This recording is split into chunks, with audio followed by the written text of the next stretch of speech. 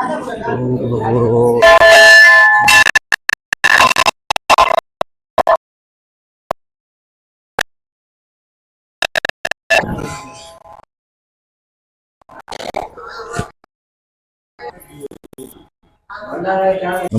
ಪ್ರಿಯ ಬಂಧುಗಳಿಗೆ.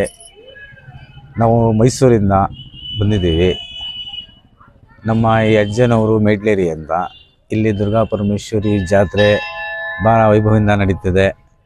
ಇಲ್ಲಿ ನಾವು 5 ವರ್ಷಕ್ಕೊಮ್ಮೆ ಜಾತ್ರೆ ನಡೆಯುವಂಥದ್ದು. ಈ ದುರ್ಗಾ ಪರಮೇಶ್ವರಿ ಜಾತ್ರೆಗೆ ಭಾಳ ವಿಭಜನೆಯಿಂದ ನಡೀತದೆ. 3 ದಿವಸ ಇಲ್ಲಿ ಬೀರೇಶ್ವರ ದೇವಸ್ಥಾನ ಇದೆ. ಇಲ್ಲಿ ಹೊರದೇವರು ಒಳಗಡೆ ಬೀರೇಶ್ವರ ದೇವಸ್ಥಾನ ಇದೆ.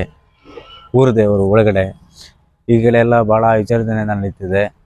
ಪ್ರತಿಯೊಬ್ಬರು ಕರ್ನಾಟಕದಿಂದ ಬಂದು 5 ವರ್ಷಕ್ಕೊಮ್ಮೆ ಈ ಜಾತ್ರೆಯನ್ನು ನೋಡಿ ಆನಂದಿಸಿ.